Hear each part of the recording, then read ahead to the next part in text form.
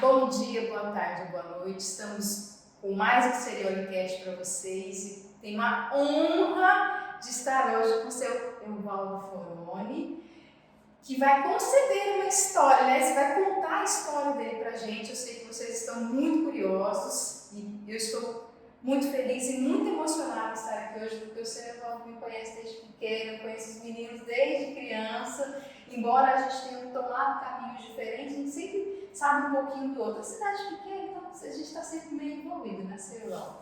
Mas eu não vou apresentar o senhor. Eu gostaria que o senhor se apresentasse. Quem é Evaldo Foroni? Bom, Evaldo Foroni é um avô de 71 anos que sempre soube o que quis. Eu sempre, desde criança, tive meus objetivos, sempre busquei os objetivos. As minhas decisões nunca foi pelo lado mais fácil, mas sempre para aquilo que me dava o melhor resultado para aquilo que eu pretendia.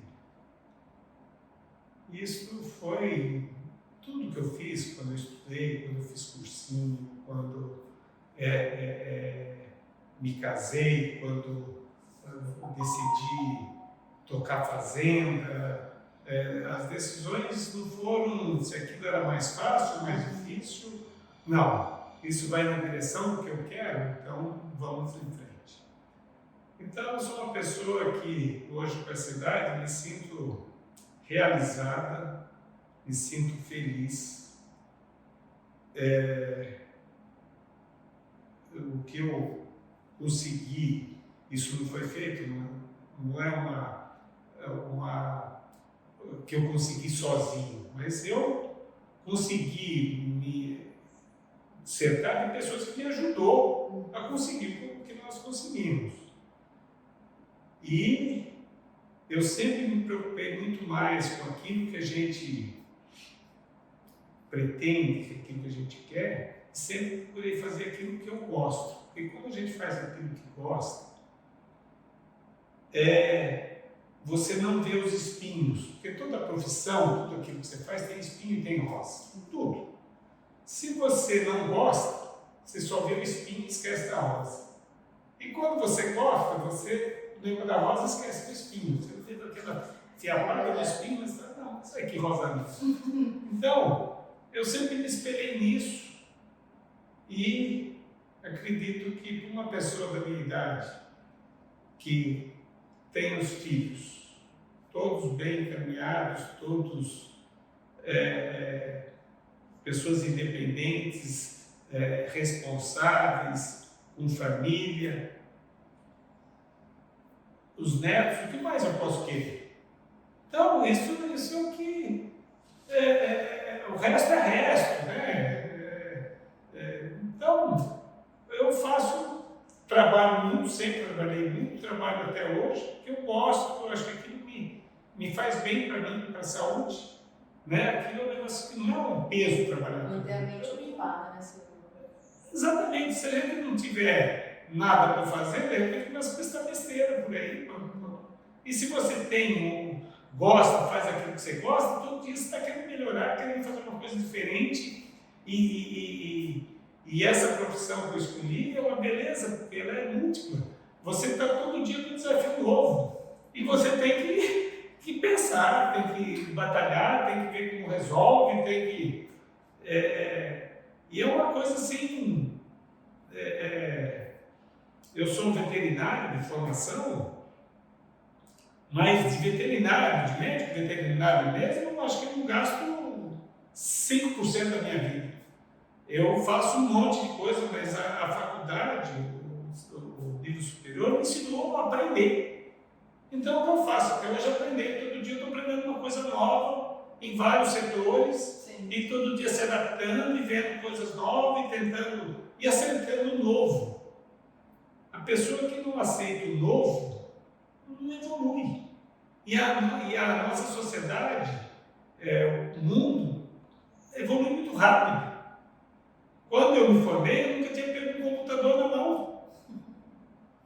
Foi em que ano, senhor Evaldo? Em 75. E por que veterinário? Por que veterinário?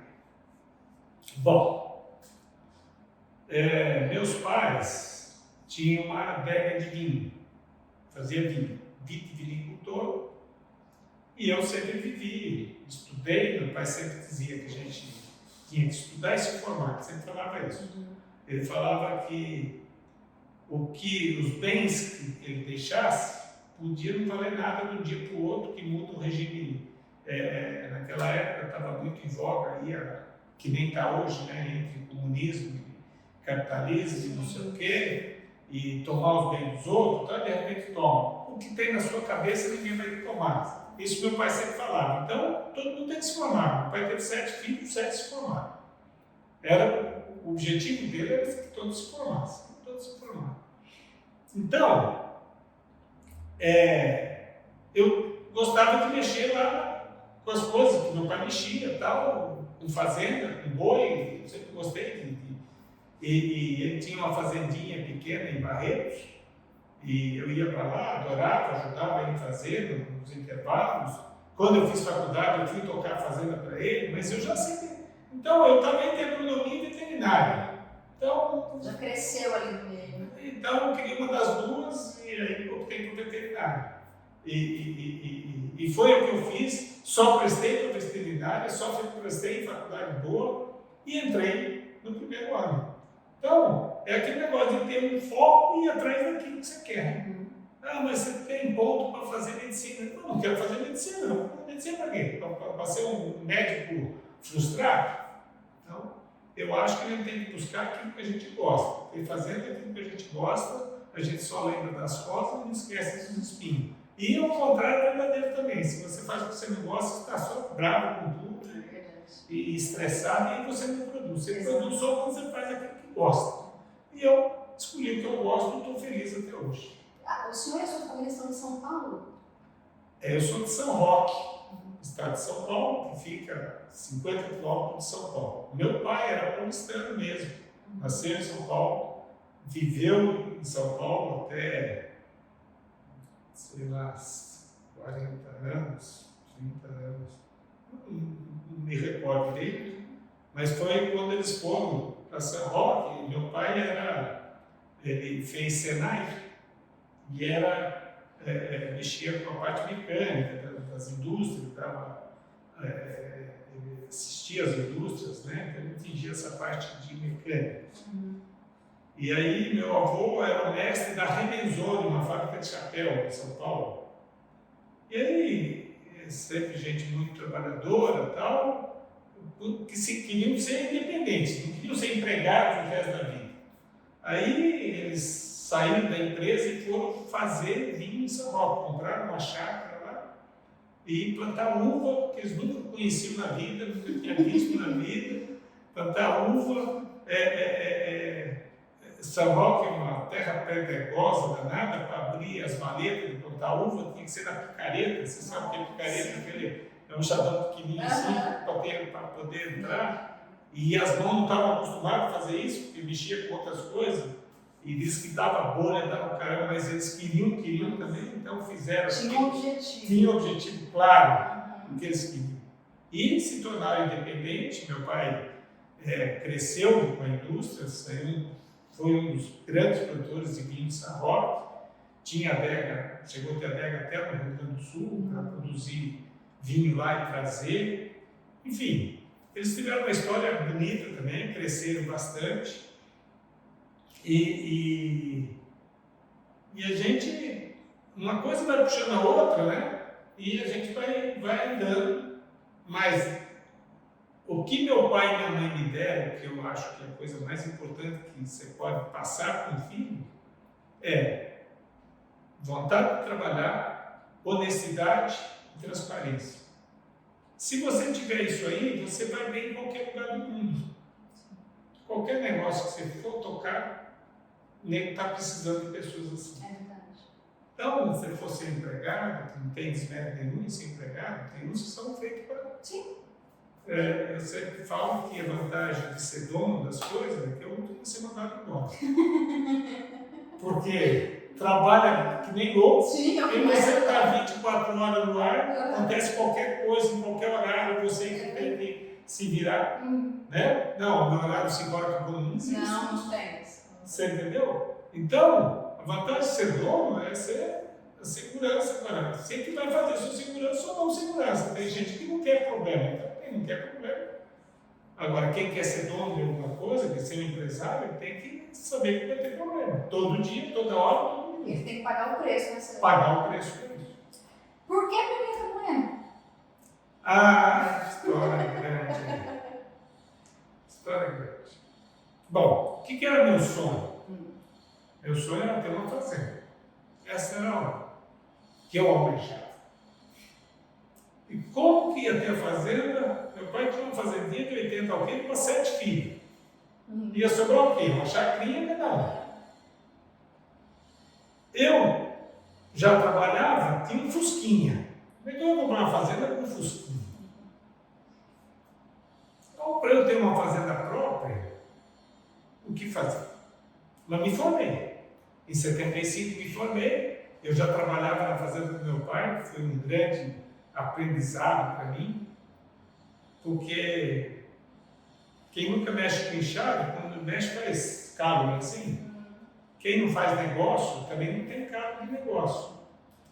Então, eu lembro como se fosse hoje. O primeiro negócio que eu fiz, quando eu fui tomar conta da fazenda do meu pai lá, tinha um triturador velho para vender.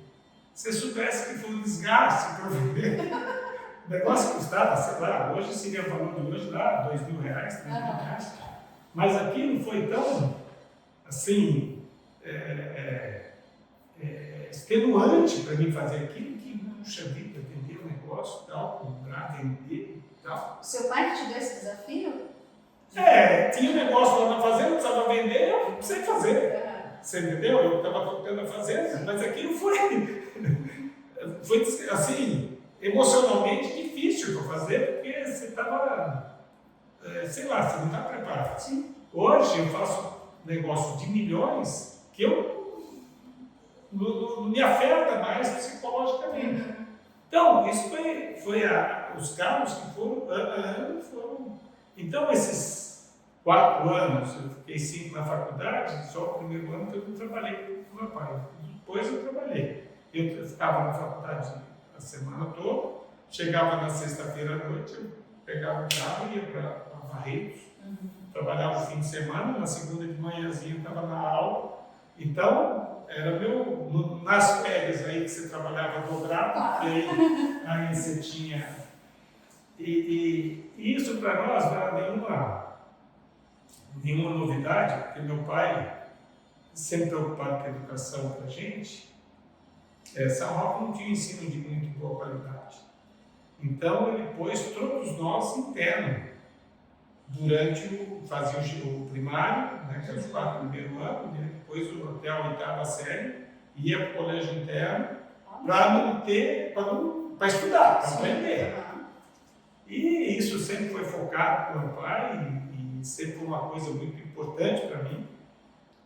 E nas férias, chegava de férias, então a gente não estava presente em casa durante uma boa parte do ano, mas chegava em casa e já tinha serviço para todo dia, a semana inteira, de 7 da manhã a 5 da tarde. Para os 7. Juntos, para todos. Não foi bem assim para todos, porque os 3 últimos, meu pai estava melhor de situação e ele foi um pouquinho mais condescendente. Mas os 4 primeiros, eu sou o 4, não teve boca. No fim de semana, a gente tinha adega e vendia mais caro vinho na adega ali. Clientes vinham de São Paulo, tal, vinha muito perto de São Roque, São Paulo é muito pertinho, o cliente vinha comprar. E aí você vendia, por exemplo, se você vendesse um litro de vinho lá, sei lá, por R$7, R$10, R$50, não lembro o valor, no atacado você vendia 10, 20% mais caro ali, porque o cara vinha e ele queria ser atendido, mas você tinha que trabalhar domingo, sábado, à tarde, domingo. E nós trabalhávamos todo domingo, até meio-dia, sábado, o dia todo até. Isso era, quando estava de férias, era normal para a gente. Então, quando eu fui tomar conta da fazenda, que eu tinha que ir passar o fim de semana em Colina, trabalhando, para mim também não fez. Já estava acostumado, que não foi nenhuma. Mas foi um negócio que foi me dando tchan para eu. Bom, Então vamos chegar aqui em Pimenta, né? Aham. Então eu precisava fazer isso aí para você entender Sim, contextualizar. o que é contextualizar tudo. Então eu queria ter uma fazenda, era meu sonho. Estava tendo licitação de terra aqui no. Aí, e naquela época, não sei se você, não é da sua época, mas tinha integrar para não integrar, entregar, tinha era a época do governo militar, que estava preocupado com a Amazônia, que a gente tinha que ocupar a Amazônia, então tinha incentivos para a gente ocupar, né? E aí estava tendo licitação de terra, a minha turma de formando era 85 formandos, Nossa. e 15 pessoas se entusiasmaram. Eu falei deles, a gente tem que fazer. Não, vamos ter que fazer, sim, então. Bom, vai ter licitação, vamos ver lá, vamos a Brasília, vamos conversar com o pessoal lá se eles dão. A gente vai trabalhar para o governo lá em alguma coisa que eles queiram, e nós ter uma condição melhor para comprar uma terra, né? Que com aquilo que a gente ganhar, pudesse ir comprando, pagando, porque as terras eram baratas, né, na época.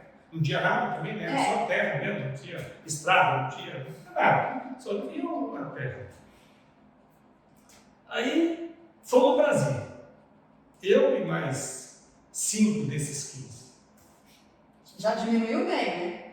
Não, os outros eu estavam com ideia, mas aí, enquanto a gente foi a Brasília e voltou, vários já pegaram emprego, naquela época tinha muito emprego. Ah, não vou mais, não, já não consegui emprego. Aí ficamos em 4. Falei, pô, estou final, não vai dar certo. Aí fomos em Brasília, e Brasília falou, não, vai ter que pagar mais, licitação tem que pagar mais. Aí eu falei, sem chance.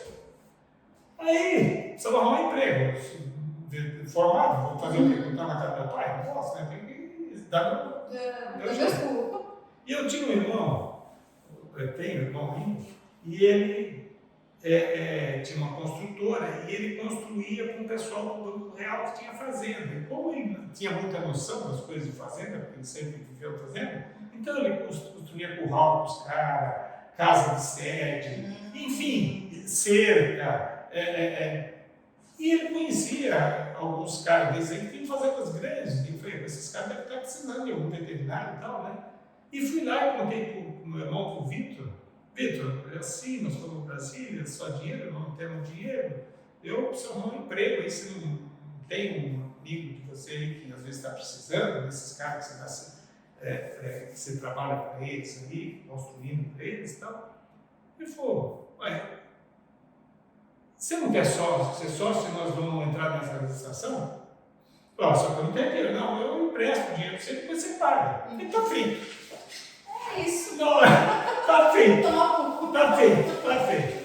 Não, você tem 20% e depois você vai trabalhando, você vai nos pagando e na hora que você quitar os 20%, você os 20% você pagou. Beleza? Está feito. Ué, então aí era aqui em Pimenta, sede do INCA. Eu vim aqui em Pimenta, vim de ônibus. De São Paulo para cá, passando frio, era julho, passando frio em Campo Grande, doía. Nossa, mãe do céu! Quantos dias você levou? 3 dias. Aí chegamos aqui, desci no hotel de Céu de Rondônia. Nossa! Da Dona Teresa. Já existia. E ele era longe do centro. O centro era longe, a gente ia almoçar lá no Amarelinho, lá embaixo. Nossa, olha isso. E tinha que andar beirando a BR ali, com uma poeira danada. Ele era longe do centro. O centro era lá.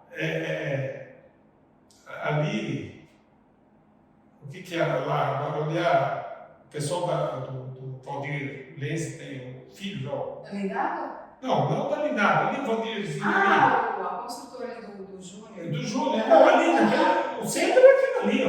Olha só. Aí vim de ônibus, tal, chegamos aqui, e na hora que nós viemos, aí veio só eu e mais um, porque aí os outros tudo Já diminuiu. já diminuiu. Falei, pô. Aí aparecendo emprego e tal, dele. E esse cara veio comigo, nós viemos, na hora que a gente veio conversando na estrada, passando por tanta terra ruim, falando, rapaz, eu acho que não é aqui, não.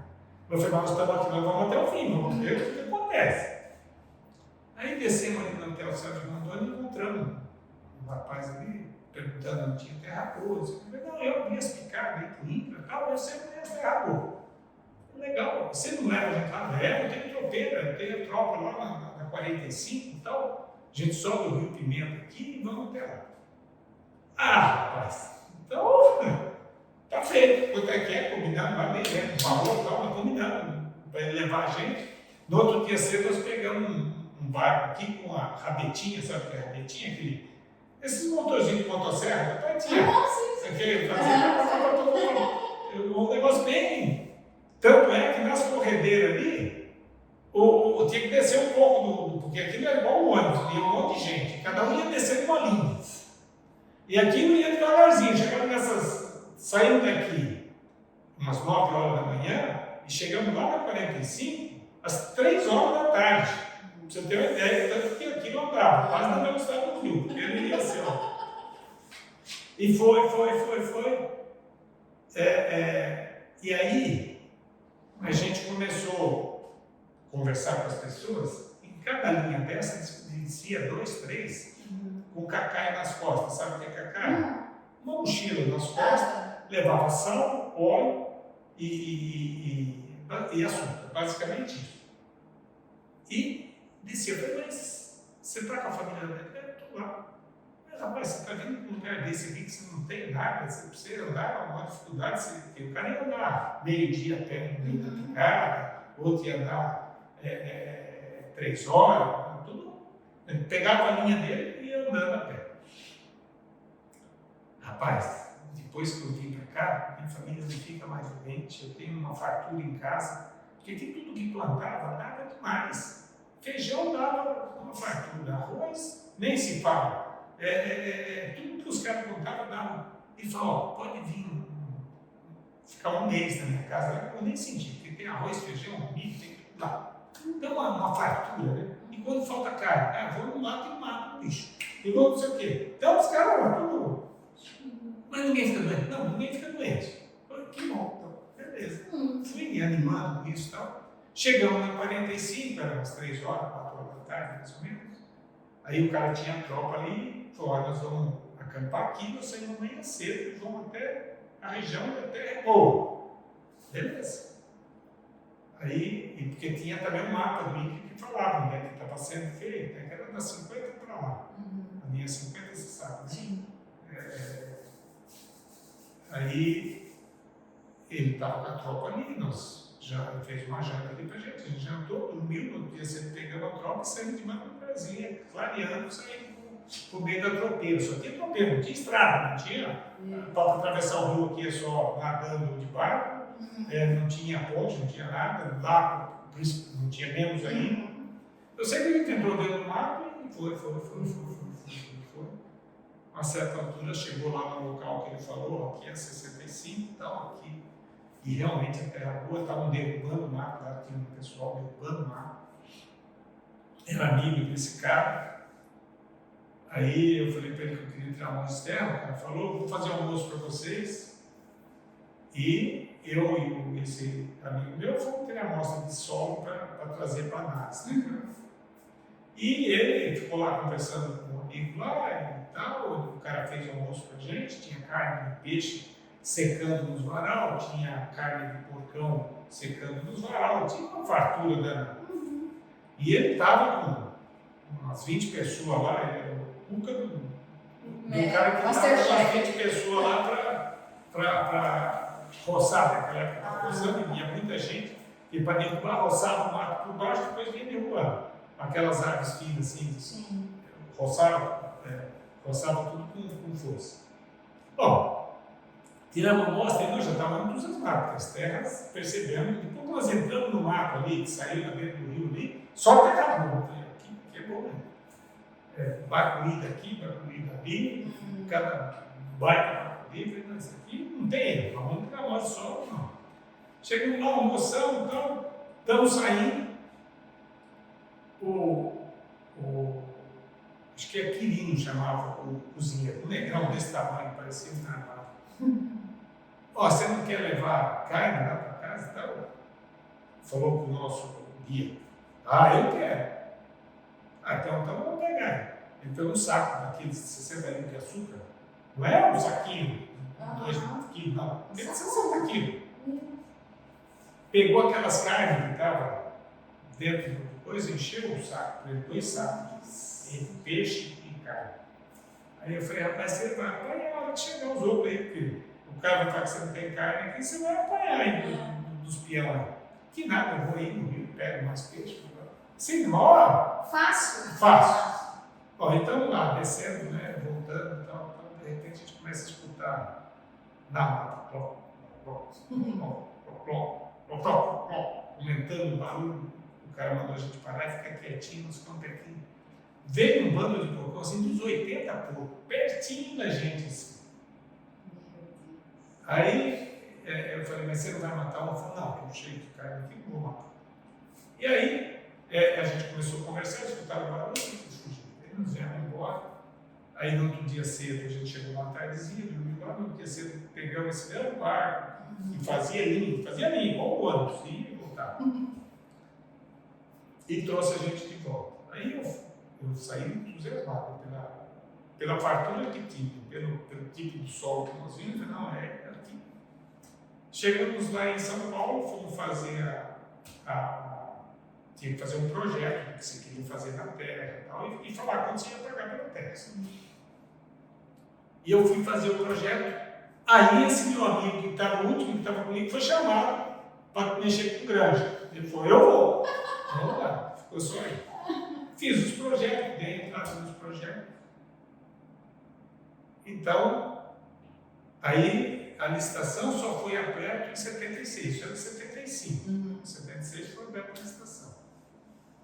Aí em 75, enquanto eu vim aqui, o irmão, o sócio do meu irmão, que era uma empresa método de engenharia, e ela construía, e os dois eram sócios. O sócio do meu irmão foi a Porangatu, Goiás, na fazenda do sogro dele. E veio entusiasmado de lá, porque tinha dinheiro de Polo Centro, que ninguém conseguia pegar o tanto de dinheiro que tinha para investir na agropecuária. E ele falou, não, nós temos que ir para lá e vamos comprar lá. Aí falaram, bom, eu fiz o projeto, aí não tinha mais o que fazer, até sair para ver se dava alguma coisa. Para ver se dava, não sabia se dava. Aí eles fizeram a outra proposta, você entra de sócio com a gente lá, a gente compra a fazenda, você entra de sócio, 20%, você paga. Tá feito, vamos fazer. Fui para lá. E vou procurar fazenda para comprar e tal. Aí compramos a fazenda lá. Aí, no fim do ano de 75, nós compramos a fazenda. Enquanto isso, eu fui tocando esse amigo nosso lá, que era sócio do meu irmão, tinha comprado uma fazendinha próximo do sogro dele. O sogro dele tinha sido acidentado naquela época, eu fiquei ajudando a tocar a fazenda do sogro dele, ajudando a tocar a fazenda dele e procurando fazer um projeto. E eu fui virando lá, fui conhecendo as pessoas, fazendo contato. E no fim do ano compramos uma fazenda lá, uma fazenda de 3.300 hectares. Também não tinha nada, não tinha. Tinha 2 casinhas lá, que era só a casinha, nem banheiro tinha. Pra você ter ideia, para tomar banho tinha que entrar na lagoa. Eu vinha à noite com a caminhonete, focava no fogo, ia lá tomar banho na lagoa natural, entrava dentro, tomava banho. Tinha um pau meio torto assim, eu punha um sabonete para segurar, era meu porta-sabão, minha saboneteira, e aí vai, toma banho. E não tinha nada, nada, tudo para fazer. Mas vamos lá, vamos em frente, fizemos um projeto, nós pegamos na época 3.300.000 a fazenda, nós fizemos um projeto de 4 milhões em cima dela e eu implantar aqui. O duro que aquilo demorou para a gente conseguir, entre fazer o projeto e aprovar o projeto, foi até setembro. Em setembro que aprovou o projeto. naquela época, ele tinha um processo interessante. Você ia no banco e falava, não, eu quero fazer um projeto. E ele falava mais ou menos o valor e você não fazia um projeto para o banco, você falava, ele te aprovava um crédito do banco, falava, você suporta um crédito de tantos milhões. E aí você fazia um projeto e ia para um grupo de análise de projeto, chamava GEAP, em Goiânia. Se o grupo de análise de projeto aprovasse o seu projeto, o banco liberava o dinheiro para você. Você pagava e tocava o seu projeto. Então é um negócio inteligente, um negócio que misturava as coisas. E demorou esse negócio aí, porque imagina fazer um projeto tudo novo, tinha irrigação, tinha construção de armazém, beneficiadora de semente, casa, fazendo do zero. Fazendo do zero, minha filha, fazendo de tudo. Então, por isso que eu falo que a gente precisa aprender a aprender. Porque eu fui aprender contabilidade, eu fui aprender fazer tijolo, fui aprender construir, fui aprender tocar obra, fui aprender ser advogado, ser padre de vez em quando. Tem que ser tudo. Não tinha nada. Sabe o que é nada? Nada. Nós estávamos a 100 quilômetros do nada. Porangatu era uma cidade que nem não tinha nada. Mas vamos lá, vamos tocar, vamos em frente. Mas setembro, em cima da hora, para implantar aquilo, como é que nós vamos fazer? Bom, saiu do GEAP, aprovou no GEAP. O banco não tinha nem feito o contrato, ainda nós compramos todo o maquinário. Nós fomos lá, falamos, tá assim, nosso projeto. E os caras acreditaram. Nos entregaram o maquinário tudo. E nós não. Pau. A hora que saiu, que formalizou o documento, eu já estava com tudo na fazenda trabalhando. E pau. Eu trabalhava. Eu fazia o seguinte, eu acordava, clareava o sol, tocava o pau, eu ia parar a hora que estava escuro, a minha roupa ficava na caminhonete, onde eu parava, eu dormia, onde estava e tocava. Trabalhei assim, era tanta vontade que nem doente eu fiquei. 2 anos que eu não fiquei doente, só pau. E implantamos o projeto. Fizemos secador, fizemos armazém, fizemos beneficiador de semente, construímos as casas, desmatamos, plantamos, introduzimos um projeto de irrigação, enfim, mas foi uma loucura. Muito trabalho. E equipe tudo nova, você não conhecia ninguém, você estava numa região desconhecida para mim, né? Ninguém. E eu tinha 24, 25 anos, imagina, um moleque, no meio de vários, só lá. E por isso que eu falo que aquilo que eu fiz durante a vida do meu pai me deu condições psicológicas de aguentar um negócio desse sozinho lá, do nada, né? Não sabia nada. Mas a vontade era tanta, e teve também essa família do sogro do sócio, que dava um apoio para a gente também, pelo menos de apresentar. Então, não sei como é que os caras acreditaram na gente que a gente ia pagar eles, porque um cara chegando de paraquedas lá, menino. Mas entregaram e nós plantamos, tocamos, nós tivemos muita assim, e implantamos e plantamos bem. E aí, quando a gente, no primeiro ano, o secador não estava pronto ainda e deu um ponto de colheita no arroz. Mas estava quase pronto, não estava pronto. E eu tinha um rio para atravessar para chegar no nada. E nas águas, aquele rio não atravessava. Então eu tinha que colher e secar ali, não tinha outra alternativa. A máquina lá na fazenda, tudo pronto para colher, mas não podia colher naquela semana. Aí, apertamos, correndo, ficou pronto o secador, vamos começar a colher. Isso era um sábado. tudo animado, né? Entramos com a colhedeira na roça. E a gente fez calagem, fez fosfatagem, fez tudo que manda.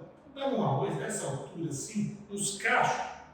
A coisa mais linda do mundo. Vamos começar a colher. Começamos a colher. E máquina, até que você regula ela direito, demora um pouquinho. Na hora que ela começou a colher bem, a bica dentro caía essa grossura de arroz assim, feita, essa coisa tal, estamos animados, tal. O tempo formou assim. E veio o chuvão. E vem.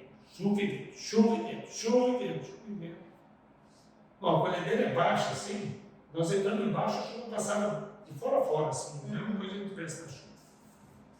A hora que nós saímos de baixo da colhedeira, não tinha mais um pé de arroz de pé, caiu tudo. Que dó. Meu. Aí ele me deu um trem, 3 horas da tarde eu fui dormir. Me deu um. Sabe quando vira tudo o estômago assim, você. Não, meu Deus do céu. Tudo no chão. Aqueles pés de arroz é a coisa mais. Ai, fui dormir. Tomei um banho, fui dormir. No outro dia acordei cedo. E vamos colher cedo. E aí começa a colher, a colhedeira puxa o arroz, só que uma colhedeira tinha condição de colher 1000 sacos por dia, começou a colher 50, 80 sacos por dia, foi ali, baixando, pega pau, pega não sei o quê, terra tudo de primeiro ano, e vai. Passou um dia, 2 dias, 3 dias. Daí a pouco o arroz murchou, aí fazia assim, aí puxava a palha, o cacho ficava para baixo, a tesourinha cortava o cacho, ficava e ele vinha só. E agora?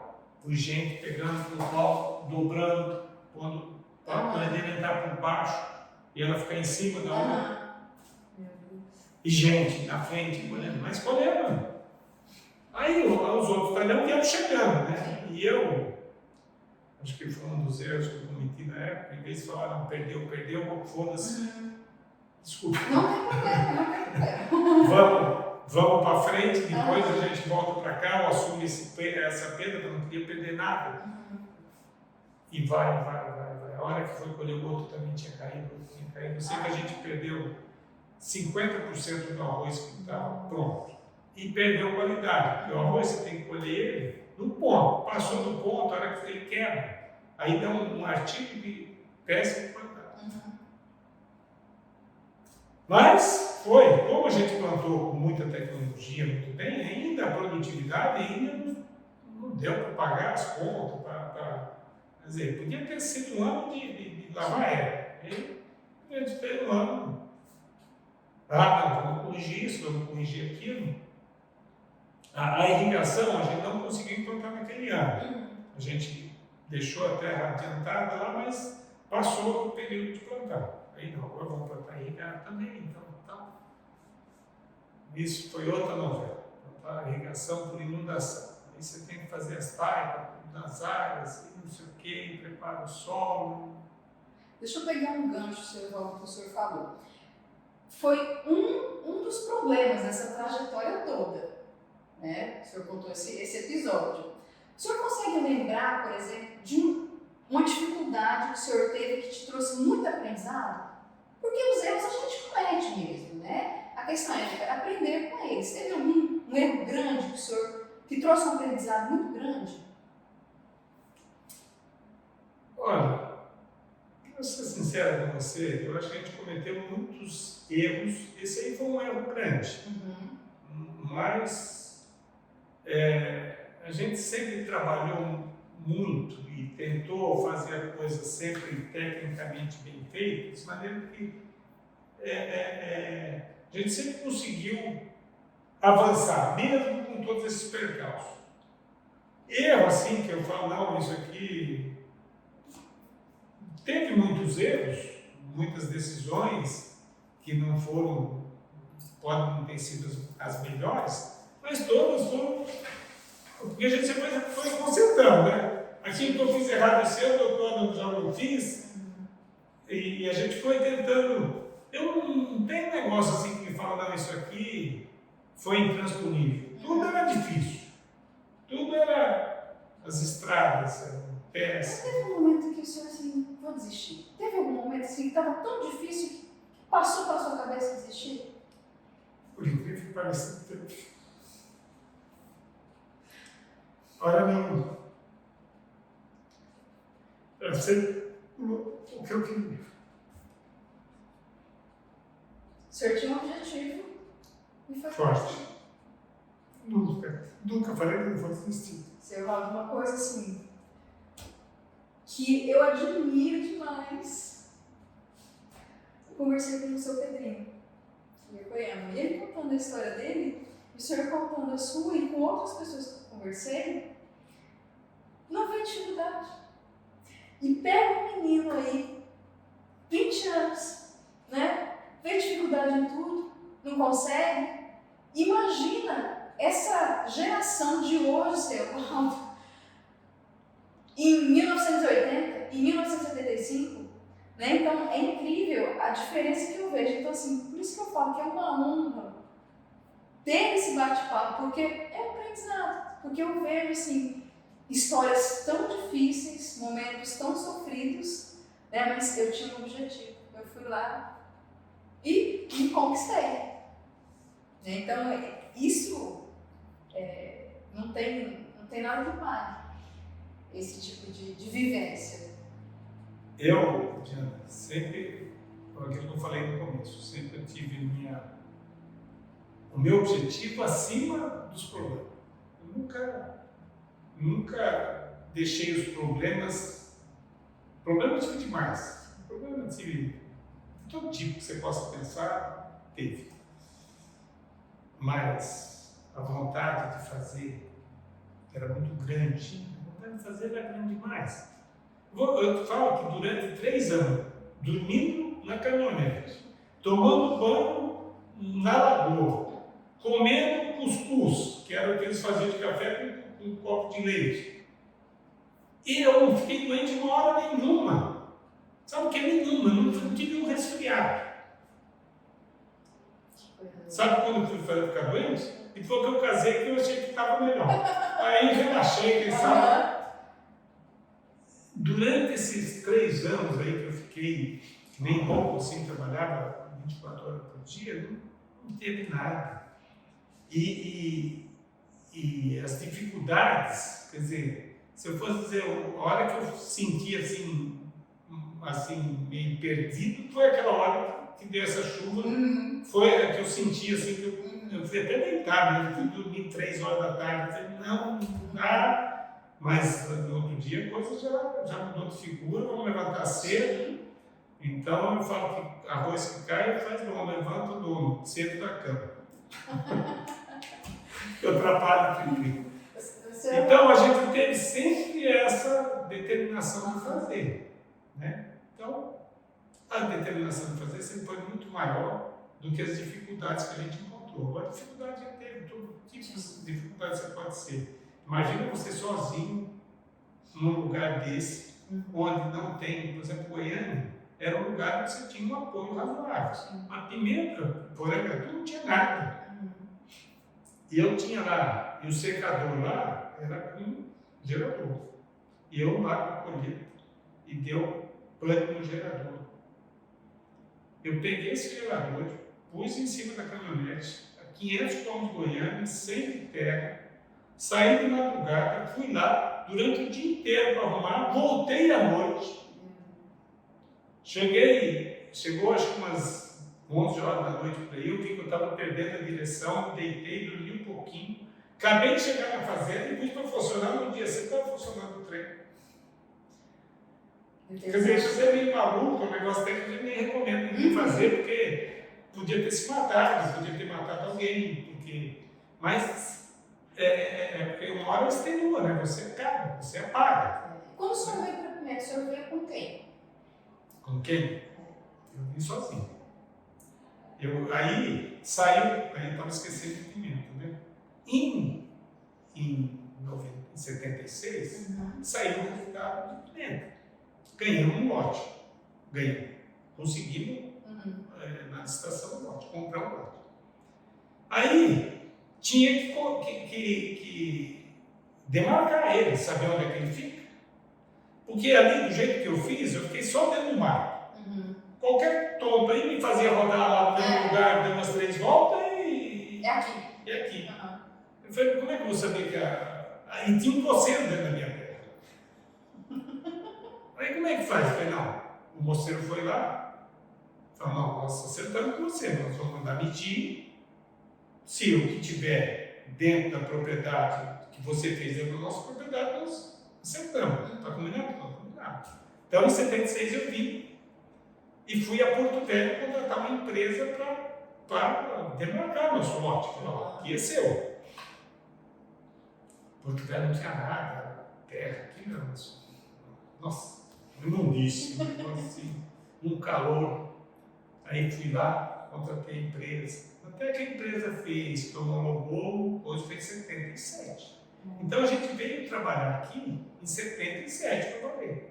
Então, em 75 a gente fez, entrou na licitação, fez o lance. Em 76 saiu o resultado da licitação. Aí, nós tínhamos 2 opções. Ou, porque esse cara que estava lá na fazenda era um cara que tinha comprado de boa fé de um outro cara, que não tinha terra e vendeu dizendo que ele era dono, ele não era nada. E aí veio a licitação. Então, ele tinha 2 opções. Ou ele tirava um pedaço de terra proporcional àquilo que ele tinha aberto, ou a gente pagava as benfeitorias que ele tinha feito.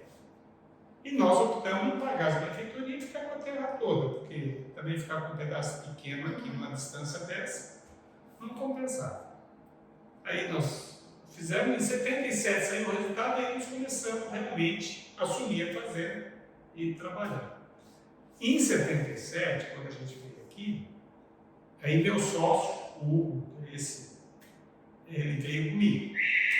Aí chegou aqui, nós contratamos o Antônio Fantassini, um cara, acho que seu pai lembrava dele, ele era um cara muito conhecido, foi vereador em Pimenta, mas depois ele foi embora para Batatais, a família dele era lá e tal, mas quem é mais antigo vai lembrar dele, é um cara bem conhecido aqui, nós contratamos ele para tocar, fazer a gente. Aí chegamos aqui, ele arrumou um jipe para nós e eu fomos até lá, ali no Arara, você sabe onde é Arara? Não. Pega a capa 24 aqui e chega na capa da nossa fazenda do lado do Arara. Aí nós chegamos lá no Arara, a gente foi a primeira vez que nós fomos na nossa propriedade. E aí fomos ver o que o cara tinha para poder acertar com eles. Aí nós descemos e a ponte do Arara tinha rodado, tinha feito uma ponte, a ponte já tinha rodado, na chuva, tudo. Aí eu e o Hugo descemos, pegamos as nossas malinhas e fomos para lá. Aí dali, lá dá 6 quilômetros. Aí fomos. Chegando lá, o cara não estava lá, o funcionário desse cara. E tinha lá uma casinha de pau assim, um pauzinho do lado do outro, assim. Mas nós não quisemos. Vai entrar na casa do cara, de repente o cara vem dar um tiro, o cara não te conhece, você chegar na casa do cara, tem visto e ficar lá dentro? Não, vamos voltar. Então, eu e ele, para dormir num jipe. Imagina, na hora dessa. Bom, passamos a noite, um pouco ficava um pouco na treta, o outro ficava lá atrás que não tinha nada, o outro voltava e fomos revezando, passou a noite. Descansamos um pouquinho e tal. Aí viram que o cara tinha lá, fizeram um inventário do que tinha, e aí depois o cara foi lá em São Paulo acertar. E acertamos com o Antônio Fantassini para ele começar a olhar. Mas aí nós fomos daqui lá, voltamos e nós tivemos. O Fantassini ele tinha tocava fazendo o pessoal que tinha comprado as terras ali. E tinha que atravessar o Rio Arara por um pau que estava caído e ir lá na casa dele, fomos voltando, assim que a gente andou. Era 6 se fosse em linha reta, aí o que a gente fez, tudo deve ter dado uns 6, 12, uns 14, 15 quilômetros a pé, e o desacostumado, nunca tinha feito isso, dormir no carro, escovar o dente no rio, lavar o rosto, Eu não me lembro como é que a gente fez com comida, acho que a gente devia ter trazido um lanche, uma coisa, sei lá. Nem me lembro direito disso aí. Mas a dificuldade de dormir, pernilongo, e o diabo na beira do rio, pernilongo. E aí viemos e aí fomos para São Paulo, acertamos com o cara e a partir daí a gente já tocou. E aí eu comecei, estava tocando lá e tocar aqui. Imagina, eu chegava aqui, estava tudo bagunçado, eu trabalhava com um louco aqui sem condição. Aí voltava para lá que bagunçou. Aí ficou naquela loucura. Casa. Eu tinha que ir de Porangatu a Goiânia para 400 quilômetros. Aí pegava um avião para vir para Cuiabá, pegar outro que às vezes vinha para Mineiro. Aí chegava em Mineiro e tinha que ficar esperando o ônibus que vinha. E você chegava lá, tem ônibus para Pimenta, para onde ontem não passou ainda, mas ele vai passar uma hora aí, tá andando. E era assim. Então, era um transtorno para mim, para voltar na coisa. Mas o senhor ficou quanto tempo nesse indo e vindo? De 77 a 83. Aí até que chegou um momento, aí, nesse inteirinho, meu pai uma vez veio comigo para cá e tal, e tinha esses terrenos para cá, aqui comprando 3 terrenos aqui, esse aqui, aquele que é do frigorífico ali, e aquele que está o secador ali. E compramos esses 3 terrenos aqui, do seu Amorim, que morava na beira do rio, e aí trouxeram e montamos uma casa naquela construção aqui para o Adonísio. O Adonísio conheceu. Sim. E eu vim para cá, decidimos vender lá, vendemos lá, aí ficamos com a outra fazenda aqui e eu fiquei tocando aqui. Até que meu sócio resolveu sair, porque nenhum filho deles se interessou por isso. Fazer é um negócio para quem gosta, não é para quem quer ganhar dinheiro muito, porque ganha dinheiro muito, mas não vê o dinheiro. Sim. Certo?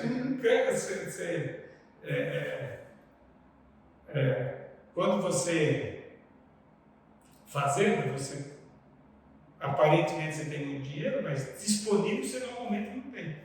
Porque ela pede muito investimento. Você faz uma coisa que pede outra. O dinheiro mesmo que é bom, você não vê esse. É só. E eles acharam que para eles lá, né, não valia muito a pena e tal, quiseram sair. Aí deu certo, que foi numa época em que meu pai tinha falecido, a gente tinha assumido uma parte daquela fazendinha que eu tocava. Meu sogro também tinha falecido e a gente tinha direito a uma propriedadezinha lá em Barretos também pequena. Eu juntei isso tudo, vendi lá, acabei de pagar e fiquei com uma daquelas propriedades só para mim, porque eu tinha só 20%. Quando nós fomos fazer o acerto, eu já tinha pago 21,3%. Eu tinha pago mais do que. Então eu já tinha mais do que os 20%. E aí, nós vendemos aquela outra fazenda, foi o dinheiro tudo para eles, vendemos maquinário, foi tudo para eles, vendemos o gado, foi tudo para eles. E eu, com esse dinheiro que eu recebi das heranças dos dois lá, e com o que eu tinha de crédito, e mais, aí eu não tinha dinheiro para pagar o gado, eu fiz um financiamento para pagar o gado, quando eu fiquei com uma propriedade minha. E aí comecei. E agora, hoje, ele está com os filhos, né? E hoje são 4 fazendas. Hoje nós temos 4 propriedades. Sr. Evaldo, assim, no início, o senhor tomava todas as decisões. Com o passar dos anos, os seus 3 filhos estão no negócio. E assim, como que foi para delegar as funções e principalmente essa questão das decisões? Porque não são todas agora tomadas pelo senhor. Como que foi esse processo?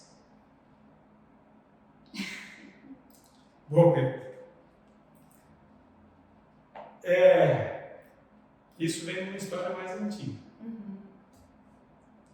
Meu pai foi um cara, ele era muito negociante. Meu pai era comerciante, muito comerciante. E muito trabalhador, e cresceu e foi. Aí, e ele falava sempre pra gente o seguinte: cada um de vocês tem que ter vida independente. Vocês não podem pensar que vocês vão viver disso aqui, não. Vocês têm que se virar. E o que aconteceu? Cada um de nós foi resolvendo o problema dele. Né? Meu irmão montou a construtora, era coisa que fazia só um, depois foi crescendo, crescendo, crescendo. Cada um, o outro montou um cursinho, o outro. Eu vim tocar as fazendas que não tinha lá no meu pai, isso aqui era nosso. Né? Minha irmã casou e dava aula, não sei o quê, e o marido depois montou uma academia.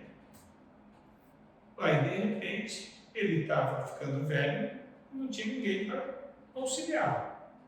Aí ele pegou a minha irmã mais nova, que não tinha experiência nenhuma nisso, porque até, lembra que eu te falei que no começo a gente participava de tudo, trabalhava. Esses mais novos já não precisavam disso. Já pararam de vender vinho no domingo, no sábado, você entendeu? Já estava melhor de vida. Então, não passaram por essas dificuldades. Então, eles não tiveram a experiência que nós tivemos no começo. Porque a gente estava acostumado a trabalhar pra caramba. Isso não tinha essa, né? De um jeito ou do outro. E aí, pegou minha irmã com pouca experiência e esse negócio de bebida é um negócio assim. E pegou os caras velhos que estavam lá, ela foi entrar na administração, um negócio que tinha os caras lá já há muito tempo. E aí eles enrolaram ela, eu sei que meu pai tomou um prejuízo do caramba.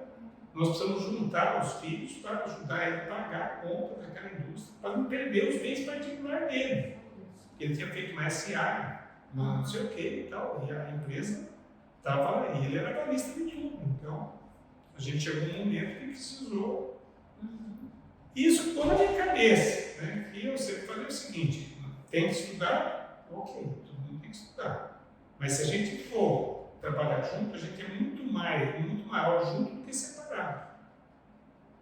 Você entendeu? Que eu acho que foi um erro do meu pai. Quem sabe se ele tivesse trazido alguém de nós junto com ele, aquilo tinha crescido muito, porque vem ideias novas, porque os jovens sempre têm muito mais ideia do que a gente, né? Do que a gente mais velho. Então, tem muito mais facilidade com muita coisa, com as evoluções que tem. Então, eu sempre tinha na cabeça que se eu pudesse ter meus filhos comigo, era muito melhor. Mas eu sempre fui muito sozinho, porque meus sócios nunca vieram aqui dar palpite do que tinha que fazer para as decisões corriqueiras. A gente fazia reunião, pelo menos 2 vezes por ano, para prestar conta e planejar.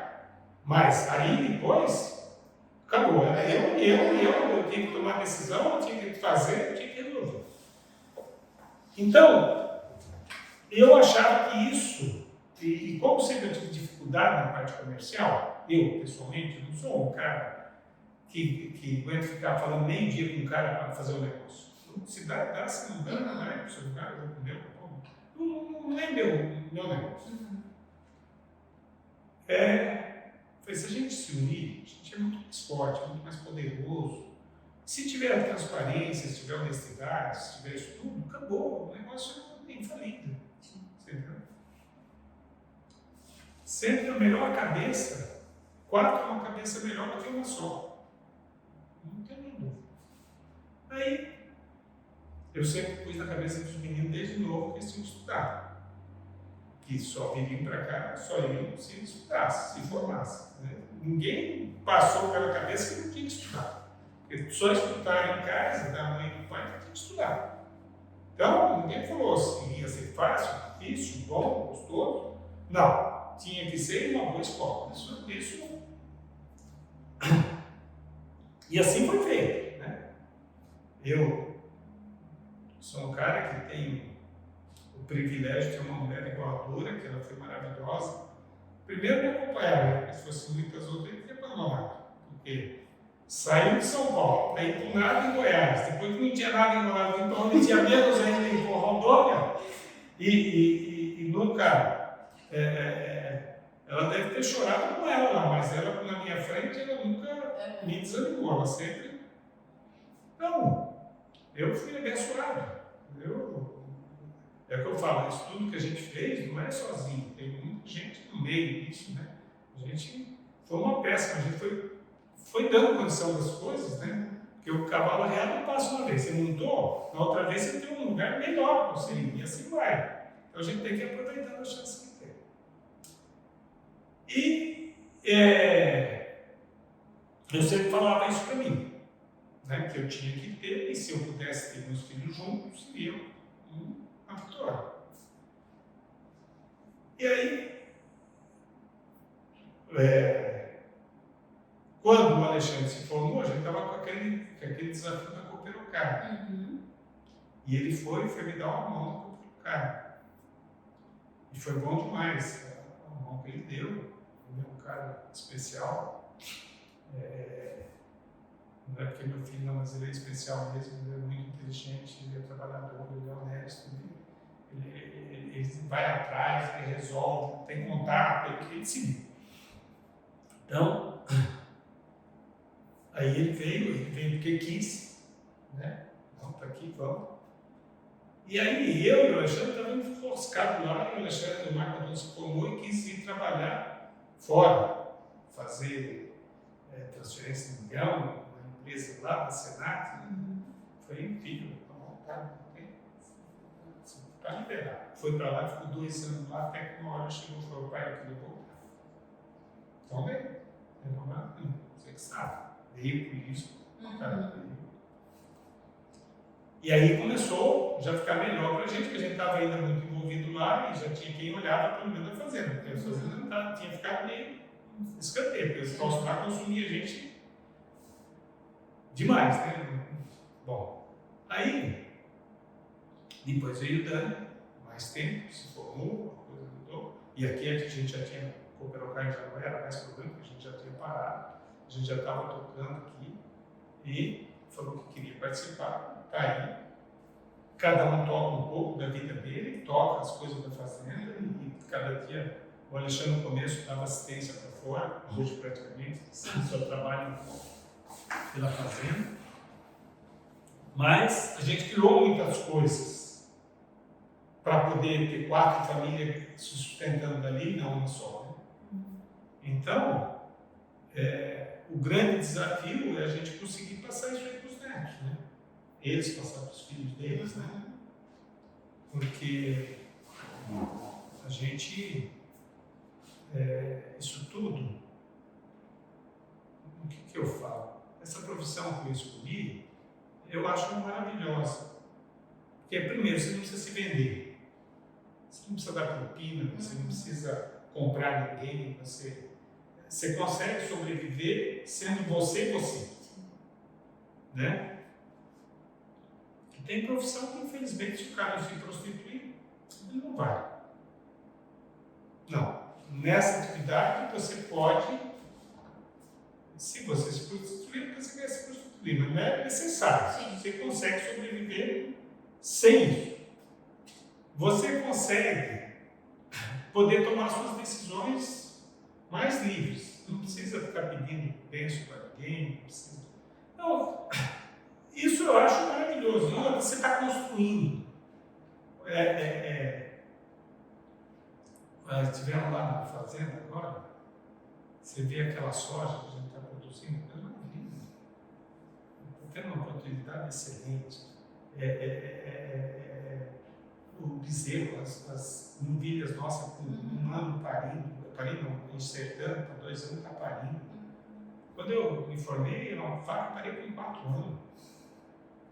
Você entendeu? A evolução. E as coisas mudam. Quando eu me formei, se nem falasse que ia dar milho inteiro para boi, ele ia ser posto na cadeia. Esse cara deve mental, não precisa se tratar, senão não precisa tratar. Hoje a gente faz confinamento no milho inteiro.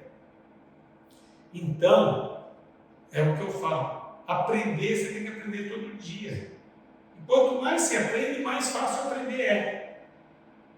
Desde que tenha essa mentalidade, né, Senhor? A sua mentalidade de aprendizado, de estar aberto a isso. Músculo, não é assim? Exato. Não faz nada. Cada vez você quer fazer menos. Começa a fazer uma academia, começa a andar, começa a correr, jogar um basquete, jogar um vôlei, jogar. você cada dia está mais animado. Colhendo os benefícios, né? Assim, Você começa a ter os benefícios e ter habilidade e suporte para isso. Sim. Mas me conta, como que foi o processo de delegar, delargar as decisões? Bom, então eu tomo as decisões tudo sozinho. Sim. Aí, quando eu contei, veio para contorno e depois veio então.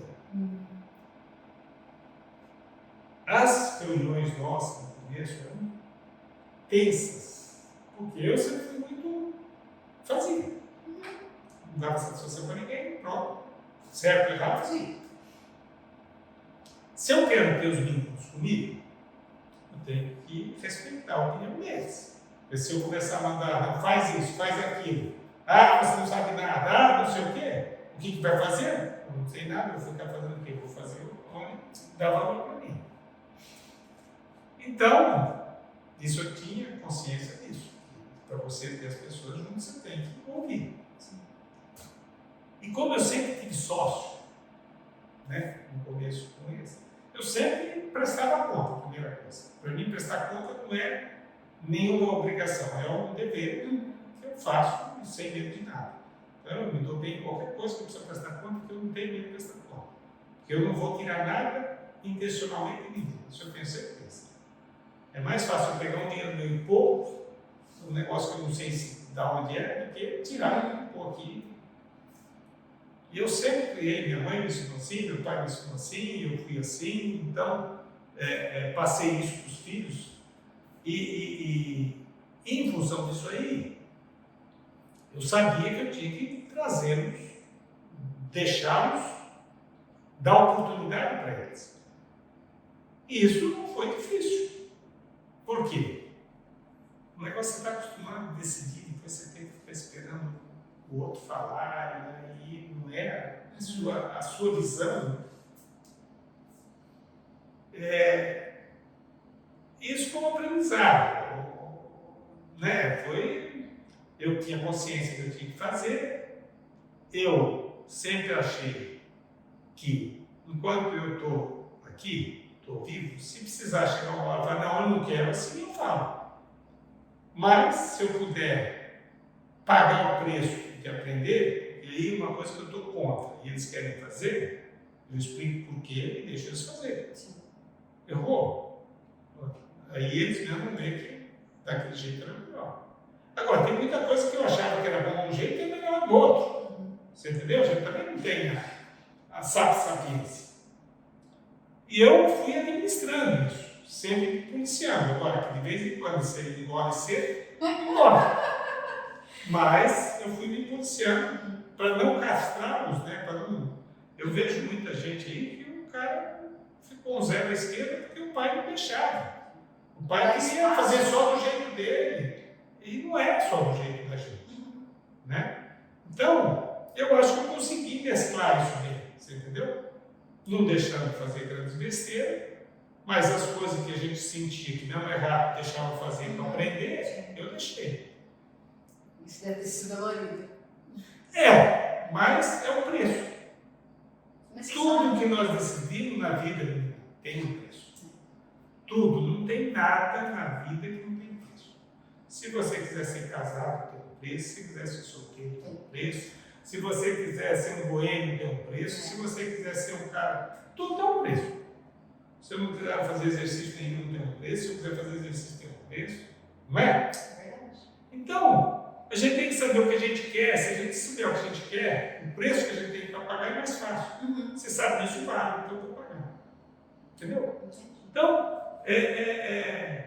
que foi difícil, foi. Hoje eu sinto que o ambiente nosso, nós fazemos também, é um ambiente muito melhor. Porque já todo mundo começou a confiar um no outro, saber que ninguém quer empurrar na barra. Se eu quiser resolver, quiser que a minha ideia resolva, eu tenho que estudar muito bem para convencê-los.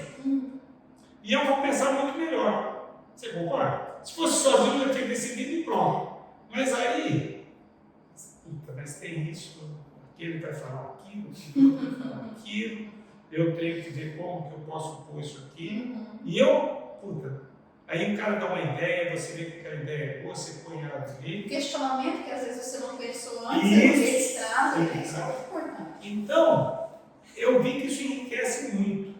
E eu senti que nós juntos, né, e eles, se Deus quiser, a hora que eu não estiver mais aqui, vão sair, se eles continuarem com os princípios, um não querer passar o outro para trás, respeitando a opinião um do outro, eles não têm limite para esse povo. Esses meninos são muito bons, muito bons.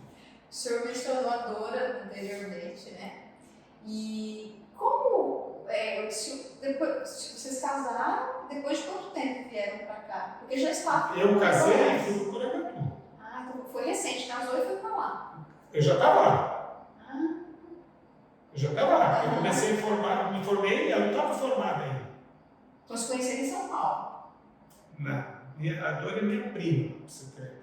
Ah, é? E a gente sempre se gostou, mas a gente, primo, não pode, não.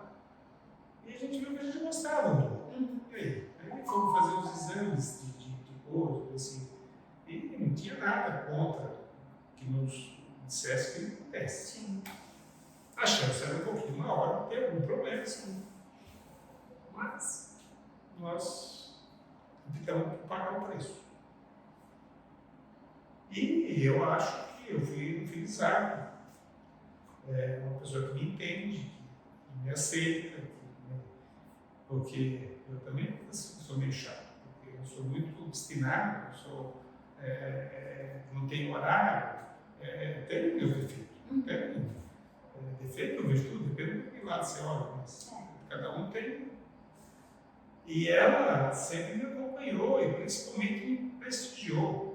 E me cobriu na educação dos filhos nas horas que eu estava ausente, porque eu fui muito ausente, porque eu trabalhava muito. Eu nunca trabalhei menos de 13, 14 horas por dia. Nunca.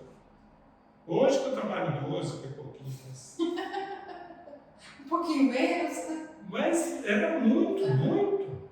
Você entendeu? E eu sou ligado, eu sou aquele cara que eu chego em casa e não falo nada, mas minha cabeça está. Aí de repente, às vezes, aconteceu um negócio assim, eu não estou atento, você entendeu? Não tem gente perfeita. Não existe. Não. São muitos anos de casamento. Tem alguma dica? A gente sabe que casamento não é fácil. Não é fácil. Ponto. Né? Cada um tem o seu jeito, suas manias, nós temos que aprender a respeitar. Mas tantos anos de casamento, dá uma dica pra gente, senhor João. Respeito, primeira coisa. Segunda coisa, estar disposto a abrir mão de alguma coisa. Preço. Aquilo que eu falei lá no começo, é o preço. Quer casar, tem um preço. Não pode você fazer só a sua vontade. Você tem que abrir mão de alguma coisa. A gente não pode abrir mão daquilo que é essência, que é essencial para a gente. Se eu tiver uma pessoa ao meu lado que pensa totalmente diferente comigo, assim, em coisas, por exemplo, em ser honesto ou não ser honesto. Ou você tem uma pessoa, você não pode ter uma pessoa do seu lado sem desconfiar. Sim. Então, eu acho que o primeiro é isso, né? É o relacionamento. E outra coisa é o seguinte, a gente casa todo dia ou descasa todo dia. Então, um agradozinho que você faz, um beijinho na hora certa, um agradecimento, um prestigiar uma coisa que ela quer fazer que você... Então, são essas coisas que a gente não é diferente com os filhos. Você entendeu? A gente tem que abrir mão. É aquilo que você perguntou para mim, você sentiu? Lógico que eu senti. Eu decidia tudo. De repente, eu não posso decidir mais. E aí? Mas é o preço. Você está com uma companheira. De repente, você gostaria de fazer uma outra coisa, mas você vai fazer aquilo. E aquilo agrada ela naquele momento. Ela, de repente, também tem que ter a mesma coisa. Porque isso que eu falo, você vai casando mais ou menos, dependendo do dia a dia. Se eu começar só a te machucar, você vai falar, ok, esse cara não serve para mim. Ou não. Ninguém gosta só de apanhar. Sim. Verdade. Né? De repente, tem um arranca-rabo, acontece. Mas aquilo tem que passar. Vamos para frente. Então, o que eu posso falar é o seguinte. casamento, para dar certo, primeiro precisa ser duas pessoas que querem que aquilo dê certo. Tem gente que já casa pensando no separar. Né? E outra coisa que foi maravilhoso, no meu ponto de vista, é o seguinte: eu casei com ela e fui para Porangatu. Ela não tinha um gato para reclamar. E eu também não. Então a gente tinha que nos acertar entre nós. Viemos para cá, mesma coisa. Então, quando você vai na casa dos parentes, não é fofoca que tem, é um agradando, passou aquilo, acabou. E quando você fica num lugar onde está todo mundo dando palpite, está vendo o que fez, está vendo o que você fez, aí vai aquilo. Se é uma pessoa que é bem que nem é fraca, começa a achar que alguém está aproveitando dela. Né? E eu sou um cara que, nossa, meu Deus do céu, não tinha horário, chegava fora de hora. A pessoa tem que entender que o meu serviço era desse jeito. Quantas vezes que eu saí e não consegui voltar? E não tinha jeito de ligar, não dar ligadinho, não tinha essa. Entendeu? Quantas vezes que eu saí para voltar e fiquei na estrada, fiquei atolado, fiquei. E aí? Vou chegar em casa e ainda levar para arretar? Muito parceira, né? Muito parceira. Não, imagino que ela sofreu. Mas, será que morreu? Será que teve um acidente? Será que. Não é? Não passa isso? Sem dúvida. Naquela época, né? E como que é o seu Evaldo, pai e avô? Como que é a sua relação com eles? Qual o legado que você quer deixar para eles? O legado. O legado eu acho que eu estou passando devagarzinho e é o que eu pretendo que eles sejam. Primeiro, que sejam pessoas honestas, consigo e com os outros. Não dá para ser desonesto com um e honesto com o outro. Isso aí tem que ser consigo mesmo. Eles saberem que tudo tem um preço para se pagar. Tudo custa. E que eles tenham um amor entre eles. Capacidade eles têm, desempenho eles têm, preguiça eles não têm. Então, eu acho que eles têm tudo. E que eu puder passar isso para os netos, vai ser uma felicidade para mim. Mas isso só vai acontecer com os pais também. Que a gente, os pais têm que fazer uma parte, a maior parte. Né? Eu vou dar um exemplo, uma coisa, mas eu procuro passar honestidade. O que é de César, o que é de Deus, é de Deus. Você entendeu? Eu não gosto de dar nada para ninguém. Você fala, não sei como, não. Eu vou dar um presente, mas não sou o cara de ficar comprando a pessoa dando presente. Não é meu estilo. Infelizmente, dou um agradinho pro gerente, não tem nada.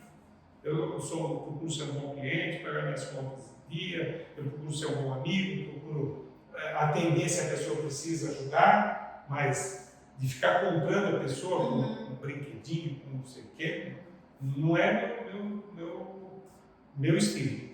Agora, a pessoa que depender de mim pode saber que eu estou lá. Vou estar lá, vou ajudar, vou fazer.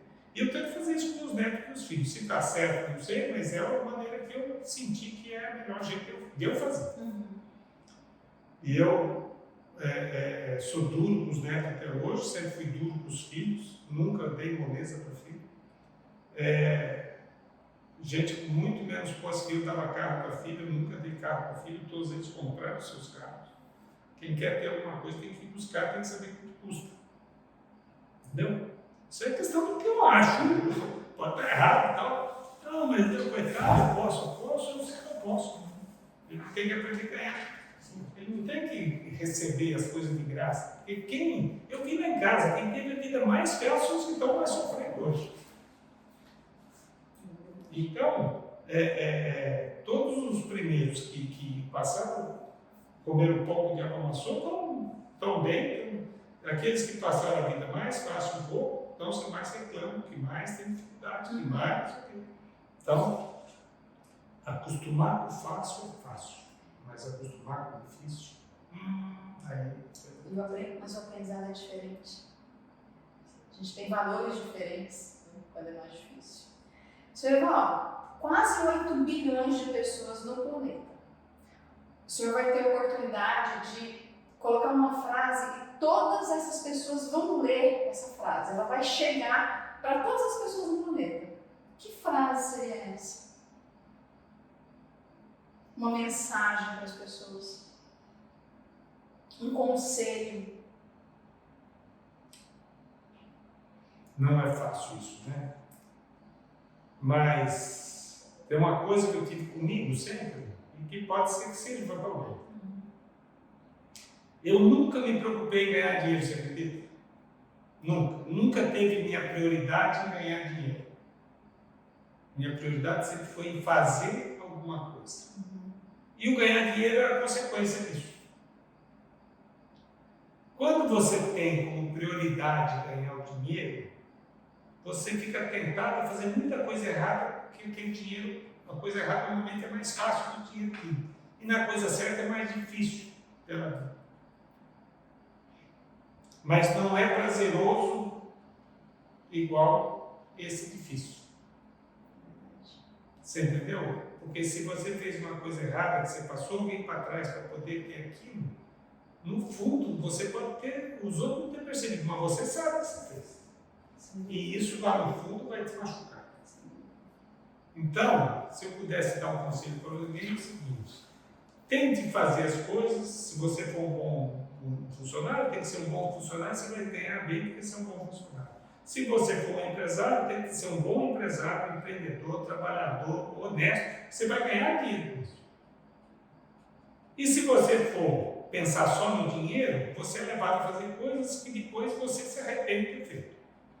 E eu, graças a Deus, você fala, eu volto, tem alguma coisa que você nunca faria? Lógico que tem alguma coisa que eu faria diferente. Mas que eu tenha me arrependido de fazer, não me lembro. Pode ser até que tenha, mas eu não me lembro. Eu concordo muito, seu Evaldo, com isso, porque faz bem feito. O dinheiro é consequência. Consequência. Porque quando você faz com dedicação, com amor, o dinheiro vem. Ele vem. Porque você está fazendo o seu nome. Né? Então, a partir do momento que você consegue desempenhar um bom trabalho. Em qualquer área. Exatamente. Vai aparecer oportunidade. Para quem é bom, não falta trabalho. Exatamente. Não falta. É isso que eu penso. Então, procure fazer bem feito. O resto vem. Agora, aquele que pensa primeiro no dinheiro para depois fazer bem feito, não. Não adianta. Então, você tem que ter um princípio, vai fazer bem feito, vai fazer sempre bem feito. Vira costume, vira hábito. As pessoas que estão ao seu redor te percebem. Nem percebem, não, mas percebem. Sim. Vão aparecer oportunidades. Mercado de olho. Mercado de olho. As pessoas falam. Você vê, eu fui presidente aqui da Credi, da Cooperocarne, do APDA, de tudo que teve. Porque eu quis, não, porque os amigos quiseram que eu fosse. Porque sabia que eu ia trabalhar, que eu ia fazer bem feito, que eu não ia me lucupetrar com aquilo. Então, é isso. Se tiver alguma coisa que eu possa falar, é isso. Que eu nunca, tanto é que no dia que eu fiz lá, aquele primeiro acerto do meu irmão lá, eu não fiquei perguntando se eu ia ganhar mais 10, menos 5, mais 5. Não, o preço justo é do mercado, ele é uma pessoa que trabalha, eu estou trabalhando. Pronto. Nunca eu pus o dinheiro na frente daquilo que eu queria. Nunca. É por isso que o senhor está onde está hoje. E a coisa tem. O que você faz bem feito. Porque o que mais você procura hoje num sócio, num funcionário, em qualquer coisa? O cara que seja honesto com você, que passa as coisas corretas, ou não é? Você quer um cara que vai tapear outro no primeiro? Agora, você sabe que eu tapeei um outro sócio, alguém vai te convidar a ser para sócio? Então, eu penso em mim que isso aí fez a diferença para mim. Você entendeu? E eu falo para meus filhos, dinheiro não é... Dinheiro é um problema. Se você ganhar muito, se você não souber como ganha, ou começar a ficar muito muito importante porque ganhou dinheiro, daqui a pouco aquilo vai ser problema para ti. Então, A gente sem dinheiro não vive, não é que eu sou contra o dinheiro, nada. Sem dinheiro não vive. Mas o dinheiro é um meio, não é o fim. O fim tem que ser aquilo que você quer. Se você tiver claro para você o que você quer e não tiver medo de procurar o que você quer, você vai achar. Seu Valdo, nós vamos encerrar nosso bate-papo. Eu confesso que em vários momentos eu me emocionei, porque eu lembro muito do meu pai quando o senhor fala.